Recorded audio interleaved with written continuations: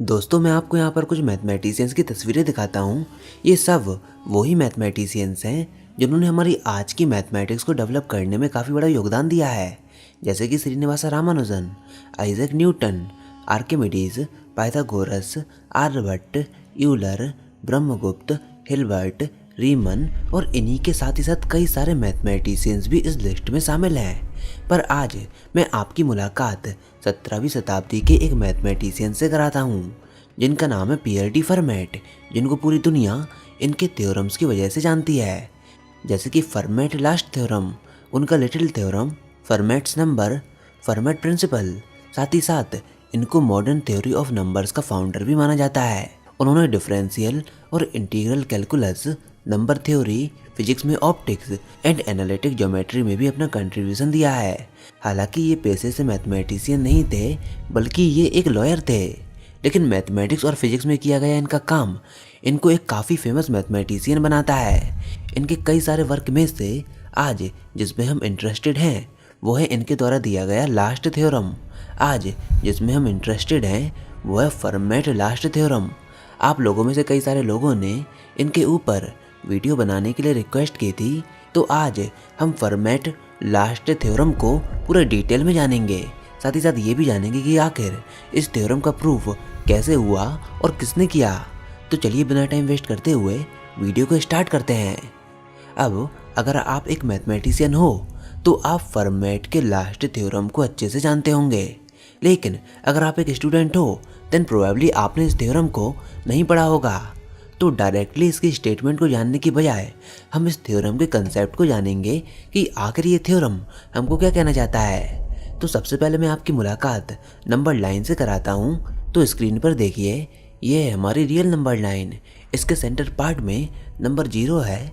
इसके left hand side पर सारे नेगेटिव नंबर्स मौजूद हैं जो कि माइनस इनफाइनाइट तक चलते हैं, और इस नंबर लाइन के राइट हैंड साइड में सारे पॉजिटिव नंबर्स हैं जो कि प्लस इनफाइनाइट तक चलते हैं। तो यहाँ पर सबसे ज़रूरी बात यह है कि ये जो फर्मेट लास्ट थ्योरम है वो केवल पॉजिटिव नंबर के साथ ही वर्क करता है, नंबर लाइन के राइट हैंड साइड वाले हिस्से को ही कवर करता है, जैसे कि 2, 3, 4, 5 टिल इनफाइनाइट। अब इसको और सिंपल बनाने के लिए हम इसको पॉजिटिव इंटीजर नहीं बल्कि इनको हम सिंपल नंबर ही बोलेंगे। तो अब मैं आपको एक काफ़ी सिंपल इक्वेशन दिखाता हूँ। आप अपनी स्क्रीन पर देखिए, ये रही वो इक्वेशन a + b = c। ये काफ़ी बेसिक और काफ़ी ज़्यादा सिंपल इक्वेशन है।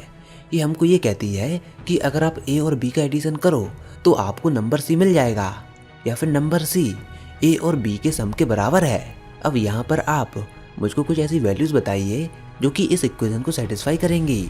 आई नो आप इसमें काफ़ी सारी वैल्यूज़ को बता सकते हो, जैसे कि अगर आप a की वैल्यू को 1 पुट करो, b की वैल्यू को 2 पुट करो एंड c की वैल्यू को 3 पुट करो, देन ये इक्वेशन सेटिस्फाई हो जाएगी, क्योंकि a + b = c के बराबर प्रूव हो जाएगा। 1 + 2 = 3 के बराबर होता है, और राइट हैंड साइड में भी नंबर 3 है। तो यानी कि लेफ्ट हैंड साइड और राइट हैंड साइड दोनों बराबर हो गई और ये इक्वेशन वेरीफाई हो गई। इसी प्रकार से आप a की जगह पर 3 पुट कर सकते हो, b की जगह पर 5 पुट कर सकते हो एंड c की जगह पर 8 पुट कर सकते हो। देन इस केस में भी हमारी ये इक्वेशन सेटिस्फाई हो जाएगी। ये एक काफ़ी सिंपल केस है, क्योंकि आप यहाँ पर a, b और c की इनफाइनाइट वैल्यूज़ को अज्यूम करके इस इक्वेशन को सेटिस्फाई कर सकते हो। मतलब हम सब इस बात को ईजिली ये मान सकते हैं कि इस इक्वेशन के इनफाइनाइट नंबर्स ऑफ सॉल्यूशन हो सकते हैं। अगर आपको विश्वास नहीं है देन आप खुद प्रैक्टिकली भी इसको करके देख सकते हो। अब ये तो एक काफ़ी सिंपल केस था। अब डिफ़िकल्टी को एक और लेवल और ऊपर लेकर चलते हैं। अब यहाँ पर मैं आपको एक दूसरी इक्वेशन दिखाता हूँ, तो ध्यान से अपनी स्क्रीन पर इस इक्वेशन को देखिए। a² + b² = c²। हमने a, b और c सारे टर्म्स का स्क्वायर कर दिया। यहाँ पर a² + b² का सम c² के बराबर है। अब इसमें भी मैं कुछ ऐसे नंबर के बारे में पूछूंगा जो कि इस इक्वेशन को सेटिस्फाई करते हैं। अब इसमें भी आप कुछ ऐसी वैल्यूज़ के बारे में बताइए जो कि इस इक्वेशन को सेटिस्फाई करती हैं। एंड आई नो इस इक्वेशन को देखकर आपके मन में एक ट्रायंगल फॉर्म हो गया होगा, जहाँ पर a इस ट्रायंगल का बेस है, b ट्राइंगल का परपेंडिकुलर है एंड सी ट्राइंगल का हाइपोटेन्यूज है। तो इस इक्वेशन को देखकर आपको ट्राइंगल की याद जरूर आई होगी, आपके ब्रेन में पाइथागोरस थ्योरम की इमेज जरूर बनी होगी एंड डेफिनेटली आप कुछ ऐसी वैल्यूज़ को भी जानते होंगे जो कि इस इक्वेशन को सेटिस्फाई करती हैं। जैसे कि आप ए की जगह पर 3 पुट करोगे, बी की जगह पर 4 पुट करोगे एंड सी की जगह पर 5 पुट करोगे, देन इस केस में ये इक्वेशन सेटिस्फाई हो जाएगी। इसी प्रकार से अगर आप ए की जगह पर 6 पुट करो, बी की जगह पर 8 पुट करो एंड सी की जगह पर 10 पुट करो, देन इस केस में भी ये इक्वेशन सेटिस्फाई हो जाएगी। और अगर आपने ज्योमेट्री काफ़ी अच्छे से पढ़ी है तो आप कई सारे पाइथागोरियन ट्रिपल्स के बारे में जानते ही होंगे। जैसे कि ए की जगह पर आप 5 पुट करो, बी की जगह पर 12 पुट करो एंड सी की जगह पर 13 पुट करो, देन अगेन ये इक्वेशन सेटिस्फाई हो जाएगी। क्योंकि 5 का स्क्वायर होता है 25, 12 का स्क्वायर होता है 144 एंड 13 का स्क्वायर होता है 169, तो 25 प्लस 144 169 के बराबर ही होता है, यानी कि ये इक्वेशन सेटिस्फाई होती है। अब अगर आप गूगल पर पाइथागोरियन ट्रिपल्स की लिस्ट को सर्च करो तो आपको इसी तरह के कई सारे नंबर्स मिल जाएंगे जो कि A square plus B square equal to C square इस इक्वेशन को सेटिस्फाई करेंगे।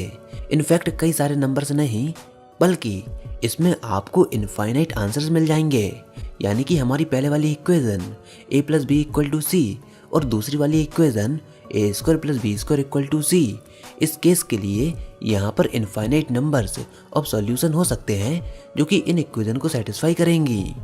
अब इस पॉइंट पर आपको इक्वेशन को सेटिस्फाई करने का यह गेम काफ़ी मज़ेदार और अमेजिंग लग रहा होगा। चलिए अब हम इस गेम को आगे कंटिन्यू करते हैं। तो अब पहली दूसरी इक्वेशन को देखने के बाद अब मैं आपके सामने लाऊंगा एक तीसरी इक्वेशन। और आई नो काफ़ी सारे लोग इस इक्वेशन के बारे में पहले ही गैस कर चुके होंगे कि ये इक्वेशन क्या होने वाली है। तो ये रही वो इक्वेशन, आपने बिल्कुल सही गैस किया, A cube plus B cube equal to C cube. अब आपको वही काम करना है जो कि आपने पहले 2 इक्वेशन के केस में किया था। आपको कुछ ऐसी वैल्यूज़ को फाइंड करना है जो कि इस इक्वेशन को सेटिस्फाई करें। तो इस पर थोड़ा दिमाग लगाइए और सोचिए ए बी और सी की ऐसी 3 वैल्यूज़ जो कि A cube plus B cube equal to C cube को सेटिस्फाई करेंगी। दिखने में तो ये इक्वेशन हमको काफ़ी सिंपल लग रही हैं, बट इनकी वैल्यू आई नो आप में से कोई भी नहीं निकाल पाया होगा। कोई भी ए बी और सी की ऐसी 3 वैल्यूज़ को नहीं निकाल पाया होगा जो कि A cube plus B cube equal to C cube को सेटिस्फाई करे। आप चाहे कैलकुलेटर का भी इस्तेमाल कर लो, कोई भी कंप्यूटर का इस्तेमाल कर लो, आप चाहे कितना भी टाइम ले लो, लेकिन फिर भी आप कोई भी वैल्यूज़ को नहीं बता पाओगे जो कि A cube plus B cube equal to C cube को सेटिस्फाई कर दे। हो सकता है कि इस तीसरी इक्वेशन में कोई प्रॉब्लम हो, तो फिर मैं आपको एक चौथी इक्वेशन दिखाता हूँ और वो इक्वेशन है a power 4 plus b power 4 equal to c power 4। Now आप इस इक्वेशन को सेटिस्फाई कराने की कोशिश कीजिए। अगर आप इसको भी सेटिस्फाई कराने में फेल हो जाते हो देन मैथमेटिशियंस के लिए ये कोई नई बात नहीं होगी। आप एक और दूसरी इक्वेशन को सेटिस्फाई कराने की कोशिश कीजिए, a power 5 plus b power 5 equal to c power 5 and I can bet you आप इस इक्वेशन को भी सेटिस्फाई नहीं कर पाएंगे। पहली और दूसरी इक्वेशन को तो आपने बड़ी आसानी से सेटिस्फाई कर दिया, लेकिन जब हम तीसरी इक्वेशन से आगे बढ़े तो ये काफ़ी आसान दिखने वाली इक्वेशन काफ़ी ज़्यादा मुश्किल हो गई। तीसरी, चौथी, पाँचवीं और ऐसे ही बाकी की आने वाली इक्वेशन के लिए आप ये पाओगे कि यहाँ पर कोई भी पॉजिटिव इंटीजर्स नहीं है जो कि इन इक्वेशन को सेटिस्फाई कर दे। और 17वीं सेंचुरी में फर्मेट ने अपने लास्ट थ्योरम में यही बात कही। तो फर्मेट लास्ट थ्योरम की स्टेटमेंट हमको ये कहती है कि a power n plus b power n equal to c power n को a b c कोई भी इंटीजर सेटिस्फाई नहीं कर सकते जब n की वैल्यू 2 से ज़्यादा हो। मतलब कोई भी 3 positive integers a b c a power n plus b power n equal to c power n इस इक्वेशन को सेटिस्फाई नहीं कर पाएंगे जब n की वैल्यू ग्रेटर देन 2 हो। और यही है फर्मेट का लास्ट थ्योरम। और आप लोगों ने इसको अभी पहले प्रूफ करके भी देखा।